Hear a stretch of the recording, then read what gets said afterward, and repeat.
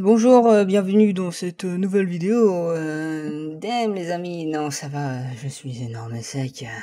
Alors nouvelle composition. On va créer une nouvelle composition. On va choisir HDTV 1080 à 25 images par seconde. Alors vous notez bien 1920 par 1080 pixels carrés, 25 images par seconde. On va avoir besoin ici de Squash and Stretch et de True Composer. Squash and Stretch, on va aller regarder dans AEScript. Vous avez ça et c'est marqué free. Donc vous pouvez l'avoir gratuitement. True Comp Duplicator, pareil, gratuit. Là, il y a un chiffre, mais vous pouvez l'avoir gratuitement. Vous mettez 0 et il est gratuit. Alors,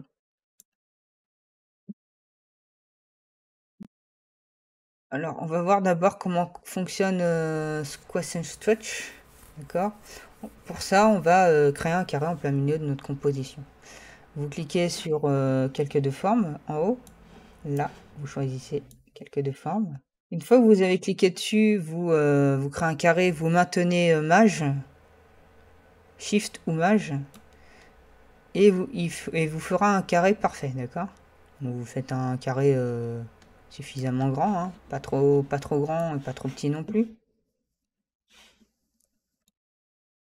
Et vous centrez votre point d'ancrage. Pour centrer votre point d'ancrage, vous maintenez CTRL et vous prenez le petit point et vous le mettez au centre. D'accord. Vous cliquez sur ici sur le côté, vous avez aligner. Si vous ne le trouvez pas, vous allez dans fenêtre et vous allez chercher aligner. Hop, et vous centrez. Tac, tout ça. Je vais vous montrer comment d'abord fonctionne Squash and Stretch.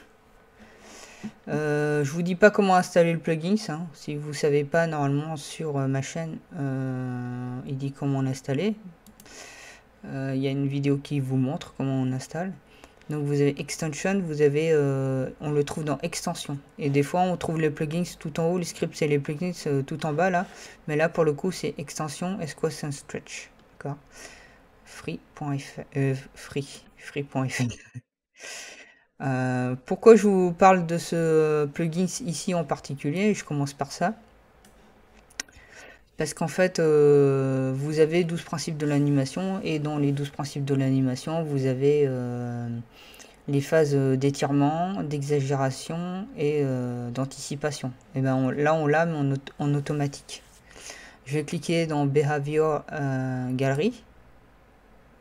On pourra traduire ça, Behavior, je sais plus c'est quoi la traduction en français, mais on peut traduire ça par action en fait. Boom, setup. Par exemple, quand on prend le premier, la drop, il y a votre carré, il s'étire et une fois qu'il tombe, il s'écrase. Vous avez donc la phase d'étirement, d'écrasement, et puis après il rebondit comme ça. Donc vous avez une phase d'exagération, la manière dont on rebondit. Donc en termes d'animation, c'est bien. Alors, moi, comme je les connais pas très bien, enfin je sais pas très bien les faire à la main, bah, je prends des outils automatiques, hein, vous voyez. On va prendre le tout premier drop là. Et à côté, on a 100%. On va juste, je vais juste, par exemple, si je mets 0, le premier, vous voyez que là, il tombe, mais il a plus les phases d'exagération. C'est-à-dire qu'il va tomber comme un carré qui fait pas ballon, quoi, qui est pas élastique. Tandis que si je mets Squash and Stretch, il y a de l'élasticité. Et hop, je sais plus c'est quoi. Vous voyez, là, on exagère la chose, hein. On va tout laisser à 100%. Ici, on a timing end of the behavior, ça veut dire là où vous devez mettre en fait votre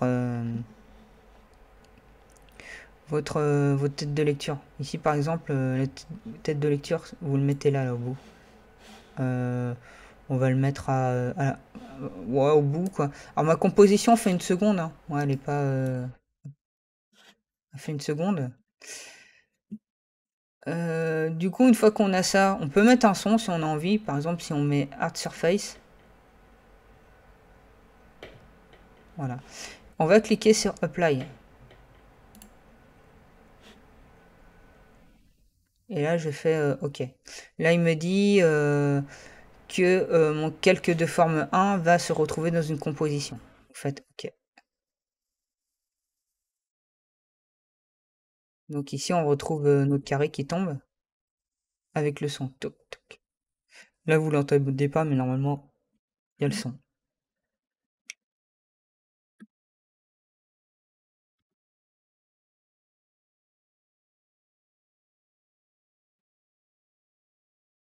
Ok. Du coup, si la petite pause, c'est j'ai vérifié si on avait si j'avais bien le son. Du coup, je vais là ici, si je vais dans mes dossiers, il y a Squash and Stretch ici. Là. Précomp. Dans précomp, il y a calque de forme 1, le fameux calque de forme 1 qu'on trouve ici en bas.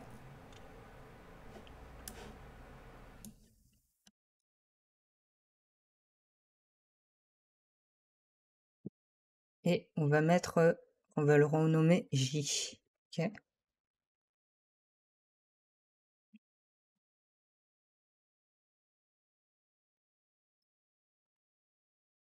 Les paramètres. On va utiliser TrueComp Duplicator. Normalement, si vous allez dans Fenêtre et vous choisissez TrueComp Duplicator. Et vous dupliquez en fait. On va dupliquer une fois. Hop. Et on va faire, par exemple, je vais me prendre comme prénom Julien. Donc j'ai pris le premier, j'ai mis J. Je vais renommer J. Hop. Le deuxième, je vais le renommer U. Si je double-clique dans le U, par exemple, alors, on va commencer par le J, parce que J, on n'a rien. On double-clique dedans, on a notre carré, et on va mettre J à l'intérieur. Hop. Toujours pareil, hein, on essaye de centrer le point d'ancrage. Hop, on aligne, hop, voilà. Le J, je le sélectionne, je fais CTRL-C, je vais dans U,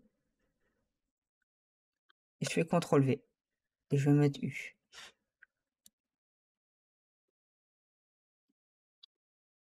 Ok. Et du coup, on recommence, hein. On centre le point d'ancrage, tac, on fait aligner, tac, tac. Et du coup, on va faire pareil avec le L et le L, le I, le E et le N. Donc, je vais prendre Comp Duplicator. Je choisis la composition U. Je clique sur dupliquer. Je fais OK. Je rentre dans U, suffixe, vous pouvez mettre n'importe quoi. Hein. Moi, c'est A. Donc, vous essayez pour TrueComp Duplicator. Vous choisissez la même chose que moi. Moi, ça a toujours marché comme ça. Je vais pas chercher plus loin. Hein. Et vous cliquez sur Duplicate Select et ça marche très bien. Et là, on va renommer par L. Hop, on va rentrer dans le L. On va sélectionner, hop, on va mettre L là, comme ça. Pareil, point d'ancrage centré. Hop, on va centrer le point d'ancrage. Tac. Et on va aligner. Tac, tac. On recommence. On duplique le calque. On renomme. On va mettre I. Faites ça avec votre prénom, hein, vous personnalisez évidemment. Hein. Par la suite, vous allez personnaliser. Pareil, hein, si vous avez envie de personnaliser, vous n'êtes pas obligé de prendre la première animation drop et mais prendre autre chose. On va finir l'exercice et à la fin, c'est à vous de voir si vous voulez personnaliser avec autre chose.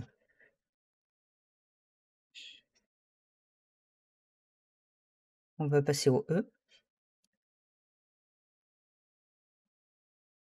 On nomme E. Double-clic. Au lieu du I, je vais mettre un E.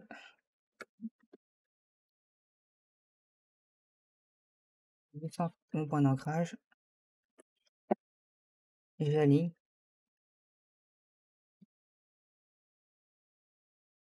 Je duplique. Je remets N.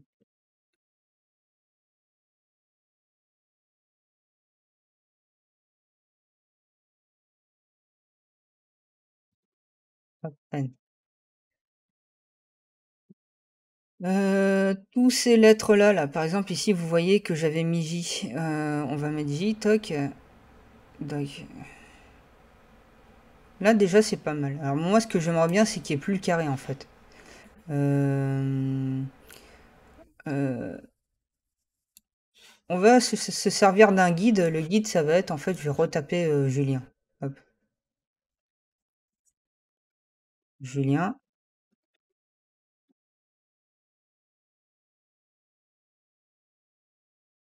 Toujours pareil, hein, je le centre. Tac, tac. Je veux que mon J, il tombe juste au J, ici. Je sais pas si vous voyez. Comment je pourrais... ouais. Donc ici, si je tape sur U, vous avez une tonne d'images clés en bas. Donc si je m'amuse à bouger mon carré ici, tac, c'est pas top. Il y a plein d'images clés et puis ça va le... Hop. Donc pour éviter que ça... de casser l'animation, je vais créer un objet nul et je vais relier en fait la composition J sur cet objet nul.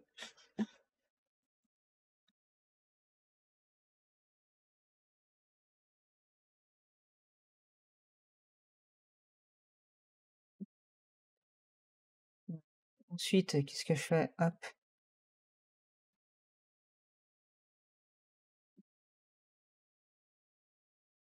faire ça. Hop, je peux déplacer mon J, ça va pas casser l'animation, vous voyez, si je déplace mon objet nul. D'accord? Donc voilà.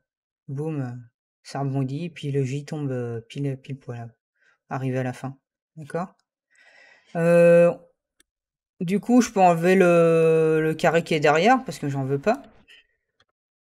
Qu'est-ce qu'on va faire pour le U? Je vais prendre ma composition U.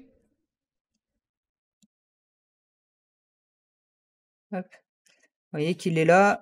Si j'enlève le carré derrière, boum. Je reviens dans ma composition générale. Vous voyez il est quelque part par là, quoi. Il est quelque part au milieu. Ce que j'aimerais bien, moi, c'est reprendre toutes les animations de J et puis donc je vais prendre toutes les animations là. Vous appuyez sur U là, ici, hop, et vous retrouvez tous vos images clés.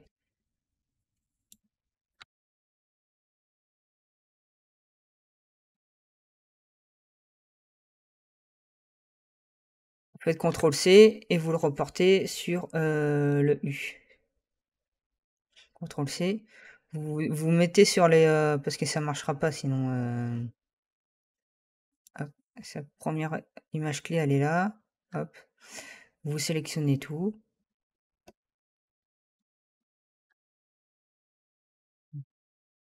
Vous tirez un rectangle, hein, sinon, hop, c'est plus simple. CTRL C. Vous mettez sur U et puis vous faites un CTRL V. Hop, du coup, il vous a dupliqué. Oui. Il vous a dupliqué en fait l'animation, sauf que le souci, c'est que le U, il se retrouve en haut là-bas. D'accord? Donc on va le déplacer. On va créer un objet nul. Le U, je vais tirer l'escargot.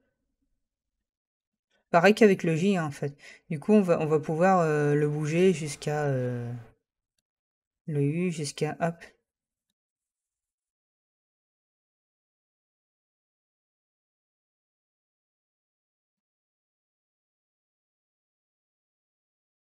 Tac.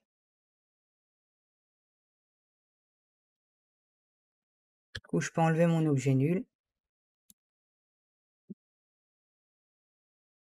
Avec le L, on va faire pareil. On va le mettre dans la composition.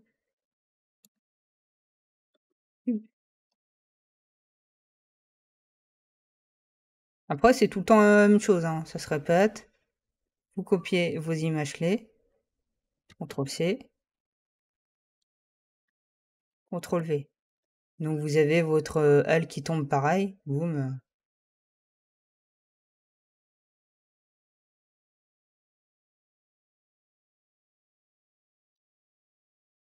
On va enlever le carré qui est derrière. Tuc.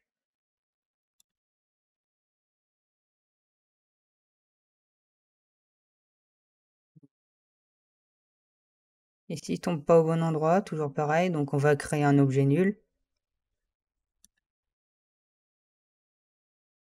Vous allez relier le L sur cet objet nul. Hop. Et vous allez déplacer votre L. Et tac, voilà. Allez, je répète encore une fois. Je prends mon I. Je le mets dedans. J'enlève le carré qui est à l'intérieur. Hop. J'appuie sur U. Je me place le premier... hop. Sur le premier, la première image clé.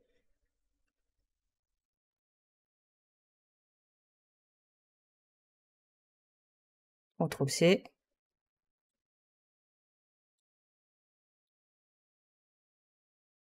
Et je me mets sur I et je fais CTRL-V. Hop. Vous voyez que le I ne va pas tomber sur le bon endroit. Donc toujours pareil. Clic droit.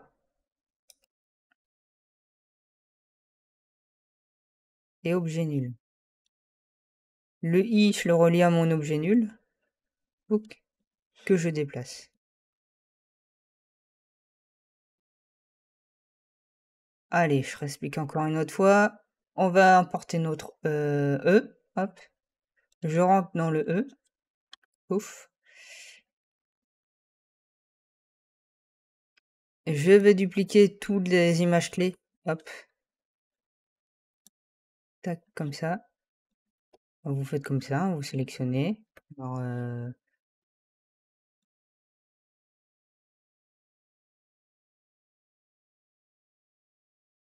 CTRL-C. Ma tête de lecture doit être au premier, là, à première image clé, sinon ils vont pas tomber. Si vous les déplacez, ils tomberont pas au même endroit, au même moment. Faites bien attention. Donc hop, on fait ça. Du coup, le E, il est pas au bon endroit. Donc j'arrive au bout de mon animation. Je crée un objet nul. Nouveau, calque nouveau et objet nul. Une autre manière de créer des objets nuls. Et je le relie à l'objet nul. Tac. Je le place au niveau du E, là.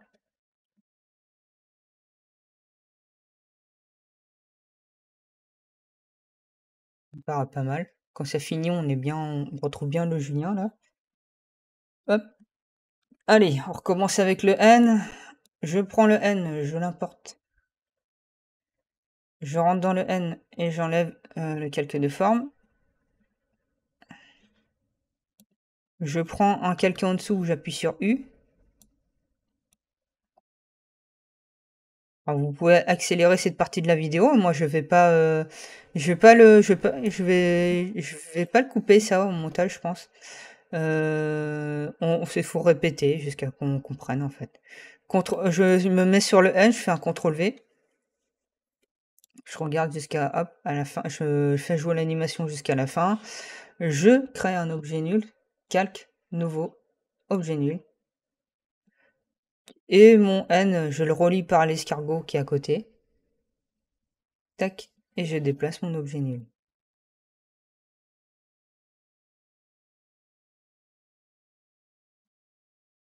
Je supprime, hop.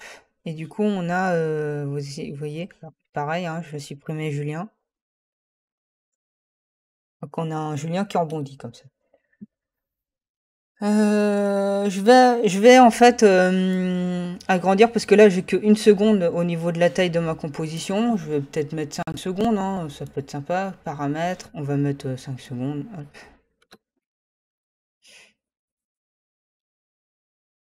Ah oui, du coup mes compositions sont trop petites. Tac. Si je des calques comme ça, par exemple juste d'une frame, vous voyez qu'il va y avoir un décalage. Une frame. Je déplace d'une frame ici, hop. Je déplace d'une frame ici. Encore une frame ici.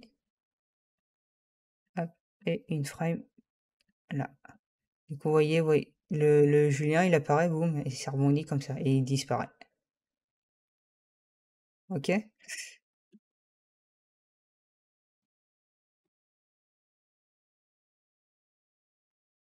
Donc ça vous fait une animation.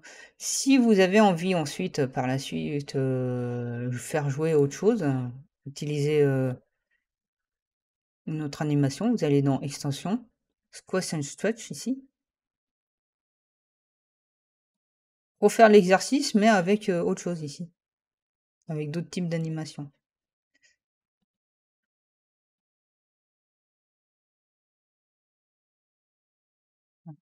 Alors maintenant, si je veux que Julien il reste jusqu'à la fin, qu'est-ce que je fais? Plutôt que, m'amuser à rallonger, chaque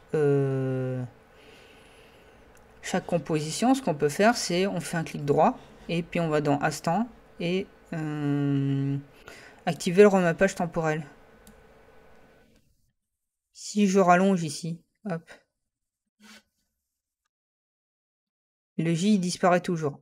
Hop. Je recule d'une image et je mets une image clé. Hop. Et je supprime l'image clé suivante. Hop.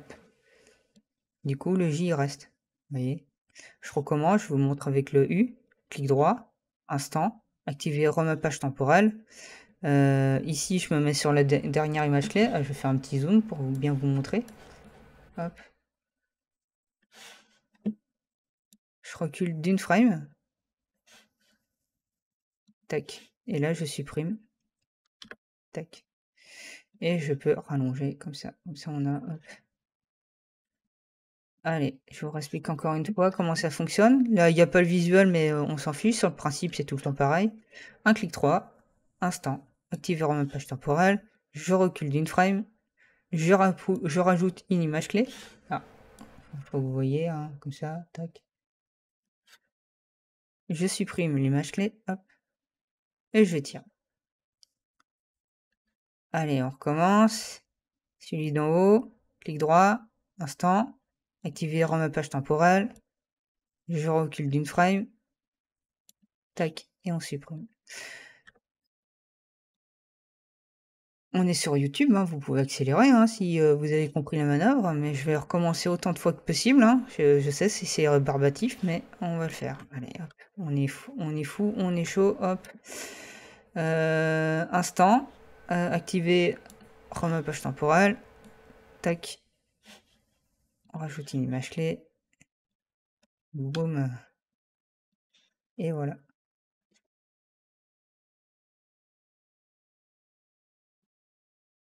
U, non.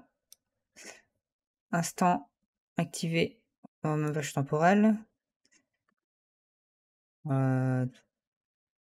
Tac, ça, on n'en a pas besoin. Je recule d'une frame. Hop, je rajoute une image clé. Vous regardez bien sur quoi vous faites ça. Hein, c'est marqué remappage temporel. Hein, hop. Et boum, commence.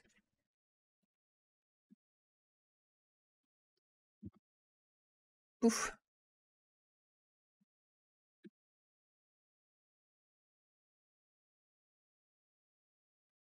Alors, pour personnaliser tout ça, là on a déjà fini. Hein, vous voyez, c'est fini. Ce qu'on peut faire ensuite, c'est personnaliser la chose. C'est-à-dire, déjà, ce qu'on peut faire, c'est par exemple, vous recommencez, hein, vous créez, tac, nouvelle, objet nul. Vous reliez tout ça là. Julien, je vais faire un zoom, comme ça vous comprenez ce que c'est qu'un objet nul. Hop. Vous sélectionnez tout et vous tirez l'escargot. Tac. Du coup, votre objet nul là, ici, en bas.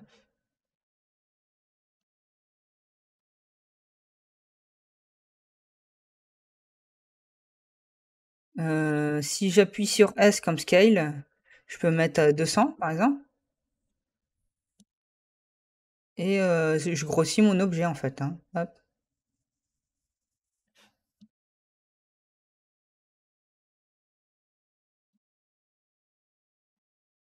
Je fais ça. Et là, je les grossis, vous voyez. Hop. Ouh. Je les grossis. Comme c'est du vectoriel, vous n'avez pas de perte, ça va. Vous faites un clic, vous créez un fond. On peut créer un fond nouveau. On va créer un solide. De quelle couleur je peux mettre ça, moi? On va mettre un bleu. Hop. Ici, hop.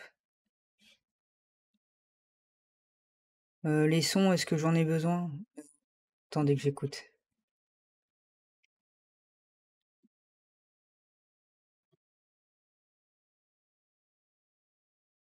Ouais, ça va le faire. Donc Julien, ce que je peux faire, c'est remettre tout ça dans une précomposition. Hop,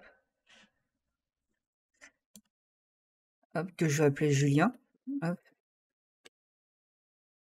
Reprendre cette composition, vous retrouvez Julien là, je le remettre là encore ici et le décaler, hein, par exemple d'une frame. Du coup, ce qu'il faut, c'est que la première, bah, vous mettez l'effet remplir.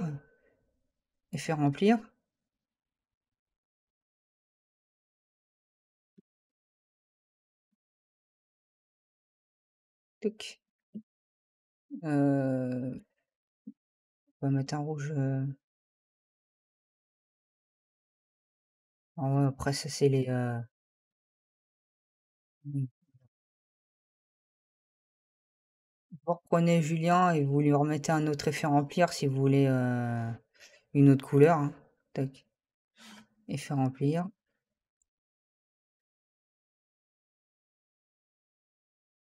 Donc, pas en bleu, hein, parce que sinon. Alors celui-là, je vais le mettre en blanc. Et l'autre, c'est selon, hein, c'est vous mettez, c'est comme vous voulez. C'est vraiment, c'est juste histoire de d'avoir un truc un peu fini, quoi, on va dire. Ouh, voilà, vous avez plein de petites couleurs.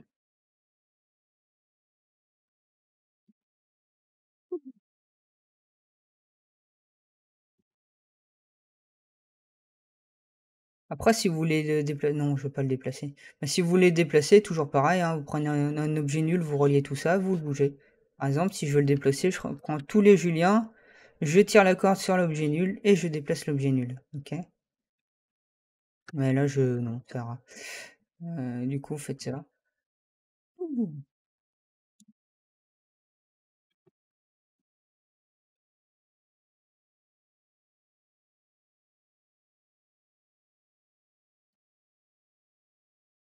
ça fait des couleurs bizarres. Ouais, ça ira. Ça ira, ça fait des couleurs bizarres. Donc, ben, je vais m'arrêter là, hein, puis ça fait un petit exercice comme ça, si vous avez envie de faire, sympa, quoi.